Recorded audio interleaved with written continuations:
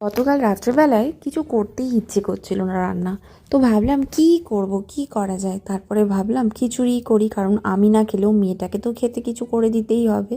তো যেমন কথা সেরকম কাজ, ফুলকপি, গাজর, বিনস আর কুমড়ো ছিল। তো সব কিছু কেটে নিয়েছি, সঙ্গে টমেটো নিয়েছি। আর কুকারেই করব আজকে খিচুড়িটা। আর এই পাশে খিচুড়ির সাথে একটু আলু ভাজা না হলে কেমন হয়। আর এতটা আলু ভাজা শুধু আমাদের দুজনের নয়, শাশুড়ি মা, শ্বশুর আর আমার স্বামী তিনজনের জন্যও করছি। কারণ কি না ওরাও খাবে, ওরা রুটি খাবে, আমরা খাবো খিচুড়ি। তার সাথে একটুখানি শীতের বেগুন গোল গোল করে কেটে ভেজে নিয়েছি।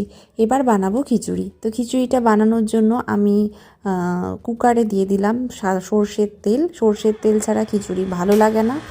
দিলাম গোটা জিরে ফোড়ন দিলাম, আর শুকনো লঙ্কাটা দিলাম না, মেয়ে খাবে বলে। তো এবার সবজিগুলো দিয়ে দেবো। সবজিগুলো একটুখানি লাল লাল করে ভাজা হয়ে আসবে। এটা তোমরা যারা হোস্টেলে থাকো, মেসে থাকো, তাদের জন্যই আমি দেখাচ্ছি। কারণ এটা এমন কোনো বিশাল কিছু রান্না নয় যে একদম তোমাদেরকে প্রপার ওয়েতে দেখাবো। কিন্তু হ্যাঁ, যারা চটজলদি চাও এরকম করে বানিয়ে খেতে, স্বাস্থ্যের পক্ষেও ভালো আর খেতেও ভালো। তো ওইটা ভাজা হচ্ছে। তো আমি এখন একটুখানি আলুটা ভাজা হয়ে গেছে, একটু পোস্ত ছড়িয়ে নিলাম। অনেক দিন পোস্ত দিয়ে আলু ভাজা খাইনি, তো তাই আলুটা দেখে মনে হলো একটু পোস্ত ছড়িয়ে আলু ভাজি। ছোটোবেলায় জানো তো আমার মা, আমার পিসোমশাই আমার বাড়িতে কোনো অতিথি এলে এরকম পোস্ত ছড়িয়ে আলু ভাজতো। সেই আলু ভাজাটা যদিও আমরা পেতাম না, কারণ তাদের জন্যই হতো। কিন্তু যদি তারা না খেত বা কখনো এক্সট্রা বেঁচে যেত, তখন আমরা ভাই বোনেরা সেই নামে মাত্র একটু একটু করে পেতাম। ওটাই যেন সে অমৃত লাগতো। তো যাই হোক, তখন আলাদা ছিল। এখন এখন সব ইজি অ্যাভেলেবেল, কিন্তু খাওয়ার লোকই নেই।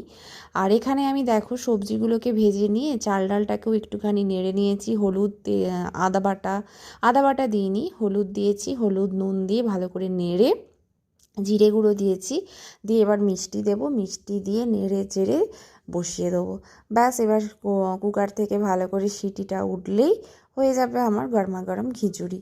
তো এখানে দেখতেই পাচ্ছ ভালো করে চাল ডালটাকে নাড়িয়ে নিলাম।